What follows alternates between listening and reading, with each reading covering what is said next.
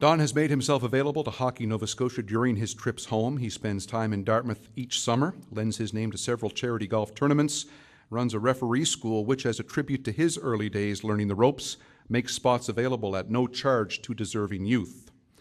Here is a man who has given back to the game as much as he's taken from it, a man who loves the sport that has provided him with an income but has also caused the grief of taking tons of abuse. Yet he continues to be supportive of young hockey officials, for they are the lifeblood of the game. 30 years, more than 1,500 games, a career very well spent, a career meriting Don Koharski's inclusion as a builder to the Nova Scotia Sport Hall of Fame.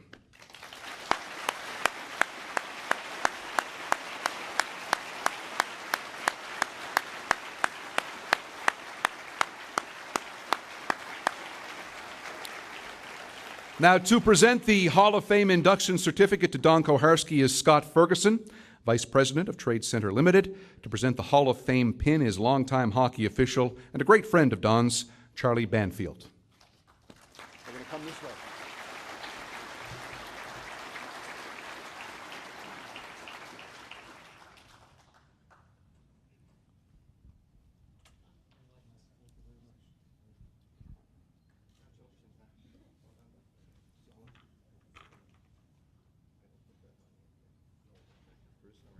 Good to see you, buddy.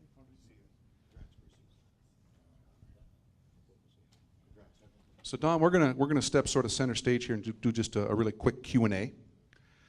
This is an amazing story I remember about you as a little guy. 1987 Canada Cup. There was a 3-game final between Russia and Canada, and you refereed the first game. Russia won that 6-5 in overtime. Canada won the second game 6-5 in double overtime. You didn't ref that game. Then Lemieux scores from Gretzky, I think a minute 26 left to win the third game. And you did referee that game. Here's the neat thing about that. And see if I get this right. Canada and Russia met, and they got to pick who they wanted to referee these games. The Russian team wanted you to do all 3. Well, after I was done game 3, Tikhonov didn't want me to, he realized he made a mistake. Still, though, that in itself, that's a pretty amazing tribute, because they could have picked, obviously, guys with names like Ov or whatever, and they wanted Don Koharski from Dartmouth, Nova Scotia doing these big international games. That must have, at the time, been a big thing for you. It's still, out of all the Stanley Cup finals and the highlights of my career, which I'm very fortunate to have, that was a highlight. I was on the golf course. I had no idea that I was even going to work, and then to get selected. I guess going forward, the really neat thing about it is it broke down the barrier. I mean, you look at international finals now and World Cups and Canada Cups and whatever they have now, it's just the best officials that are available, the ones that have the best tournament. They're doing the finals or gold medal games now, so I take a lot of pride in maybe being a little bit of a part of that in 1987, and that truly was a thrill of a lifetime. Charlie was quick to mention you have a good rapport with the players. Is there a clean story you can share tonight?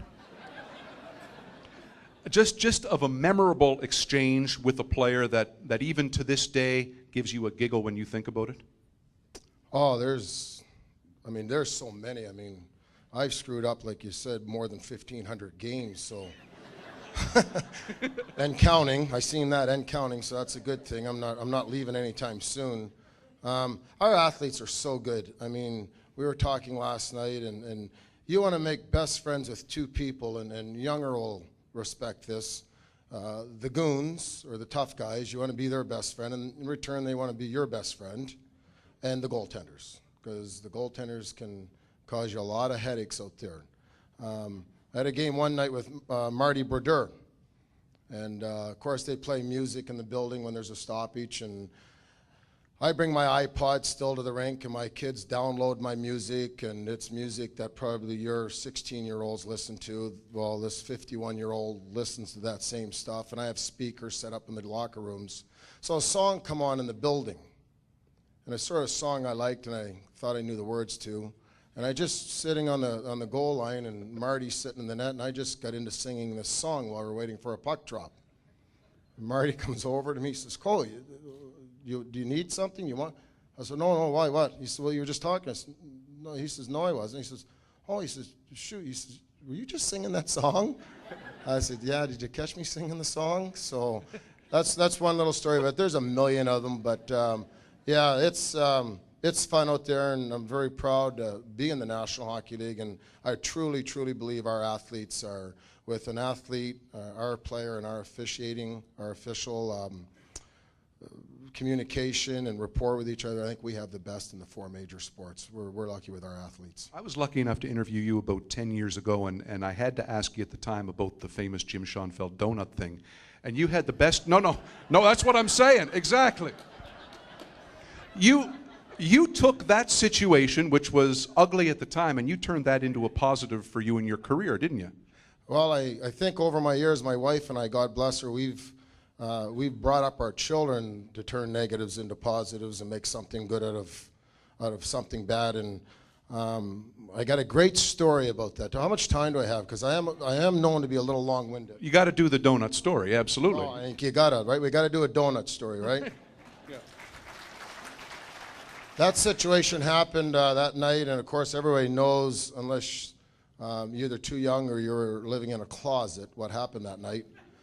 And I was about 31 pounds heavier than I am now. But the next day it happened. God love my wife. I mean, she's over there, and believe me, after 30 some odd years in this business and with her for 40 plus years, she still thinks the puck is square. So, but this situation happens worldwide that night. And the next morning, she's taking a day trip with our boys out to Bob Myers, one of my mentors and a guy I looked up to in the business, a senior referee at the time, out to his farm. He had cows and horses, and he was taking the trip. Susan was taking the kids out there for a morning trip. Well, Susan decides to stop and think it's a good idea to go to Tim Hortons in a small town that we lived in, and everyone knew us, to pick up some Timbits for the kids' trip out. So Susan is waiting in the line at Tim Hortons, and she's getting all kinds of looks from people, and she's starting to feel a little uncomfortable. And so one person come up to her and said, Susan, why are you in Tim Hortons this morning? Well, I'm taking the kids on a trip, and you know they like to eat that Timbits. It's easy. Did you not see the game last night? And what happened? Have another donut, you fat pig. She goes, oh my God, yeah, what am I doing here? Yeah. So did a quick 380 or 360. 180. I'm not, 180? Yeah, 180. I'm not sure. I wasn't very good in math over at Dartmouth High, so. 360 would have put her back at Tim Hortons, I think, yeah. Oh, 180 then. Right. That's half of 360, right? Yeah, exactly. Okay, good. So she did a 180 and grabbed the kids and went in the car and went out without the donuts that day out to the farm. So. Right. Well, listen, we'll let you do about a 110 right back to your seat. And many more games, many more years, and congratulations on this tonight. Doc Koharski. Thank you very much.